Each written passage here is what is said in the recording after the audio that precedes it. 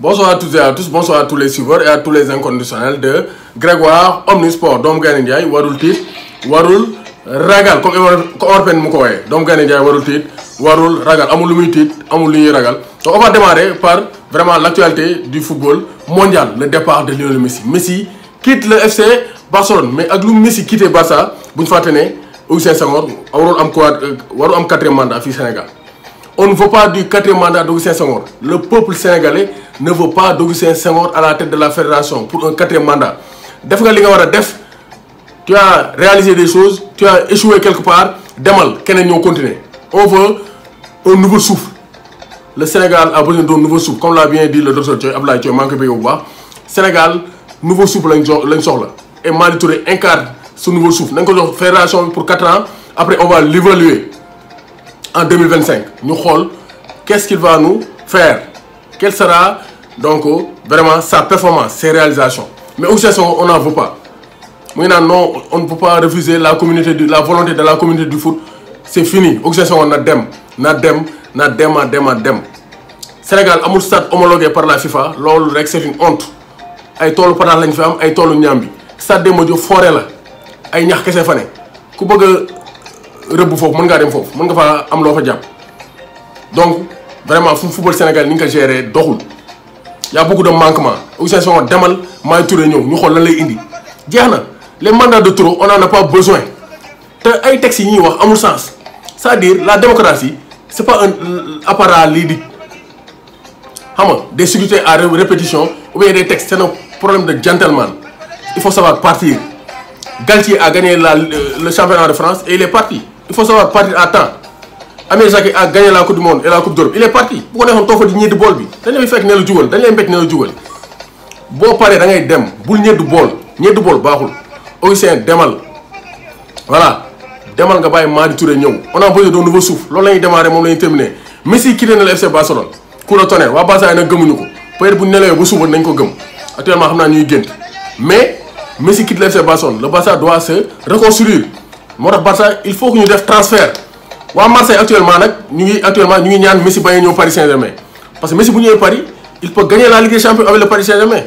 te loolu arrangé waa Marseille moo tax waa Marseille actuellement ñu ngi ñaan mais Messi Paris la jëm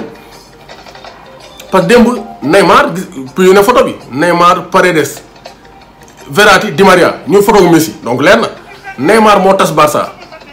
jógee na fa Barça di tërëf mu ñëw yenn Lionel Messi ay waa jële waa Barça yi xam fu ñu jëm léegi Messi dem na Paris mooy favori mais kan moo war a remplacer Messi donc mën nañu faa teg ñaari sénégalais ñun ay sénégalais lañ dañoo gëm suñu bopp donc Sadio Mané ñu ko doon wax au FC Barcelone actuellement c'est bien possible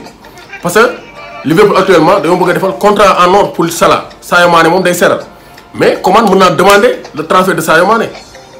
pourquoi pas donc Sadio Mané pourrait être une option pour remplacer Lionel Messi il est expérimenté il a tout gagné avec Liverpool pourquoi pas Sadio Mané à Liverpool donc ou bien au FC Barcelone parce que Coman l'aime bien et vraiment il a l'expérience pour relever le défi on peut aussi pourquoi pas Ismaïla Sarr aussi peut être le Messi du FC Barcelone pourquoi pas ñu Sénégalais yi dañoo war a gëm suñu bopp ñu wax Erling Haaland mais aussi on a des joueurs potentiellement qui peuvent remplacer Lionel Messi pourquoi pas donc Ismaïla Sarr et Sadio Mané pourraient être sur la liste des cibles pour remplacer Lionel Messi pourquoi pas donc ça c'est très clair donc Neymar tas na Barça tasar parce que Messi bu demee Paris Saint-Germain ça veut dire que Neymar moo ko fa yóbbu maintenant qui va remplacer Lionel Messi Sadio Mané ba léegi saison bi commencé gul tout peut arriver parce que Laporta devra faire un achat fort parce que ay Brésiliens yooyu mun ñoo gagner Ligue des Champions donc Sadio Mané war na faa mën a dem ak Ismaïla Sarr nañ gëm suñu bopp tout c'est possible Ismaïla Sarr ou Sadio Mané qui va remplacer Lionel Messi donc Jack Grealish signé na fële ci City donc le contrat maintenant c'est officiel Grealish est un nouveau joueur de Manchester City ça c'est très clair donc Sadio Mané Ismaïla Sarr qui pour remplacer Lionel Messi au FC Barcelone c'est ça la grosse question maa ngi xaar seen réponse en commentaire donc maa ngi nuyu aussi les inconditionnels de Grégoire Émission ñi def bac am parce que Grégoire aussi ñi def BFM ñu ngi koy seetaan ñi def bac ñi nekk université les pères de famille maa ngi nuyu ñëpp ñi def bac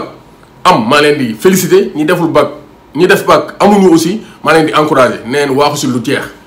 donc defarwaat ñëwaat pour am bac bi continuer votre carrière parce que àdduna moom bu yoon jeexul waaxu si lu jeex yàgg bawul dara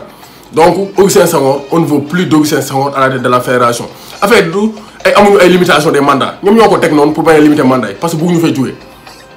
bañ ñu ne retiré na candidature mais candidature yooyu moo Saër Seck c'était pour bluffer les gens mais xamoon nañ ne duñ àggali on veut Malick Touré à la tête de la fédération te demain je vais lister je vais vous donner le protocole de vote ñan ñooy voté ak nan la ñuy voté ak nan lay sécurité nan lay demee qui va gagner ku am ñaata voix mooy gagner ainsi de suite demain naa lay indil ay leeral ci loolu parce que quand c'est important c'est sur Grégoire Amissor mais Augustin demal il faut savoir partir à temps il faut savoir partir à temps pour être grand doomu Gaynde Njaay warul tiit warul ragal. saison football bi léegi mu ubbiwaat bientôt la CAN bientôt la Coupe du Monde 2022 bientôt les Jeux olympiques bu ngeen bëggee seetaan match yi sport bi télénovelas yi documentaires yi film yi séries yi lu ngeen bëgg dem leen abonné télé internet la télé de l'avenir avec sa télé méga IPTV 8000 chaînes à 39 500 l'année box bi dañ koy jaay avec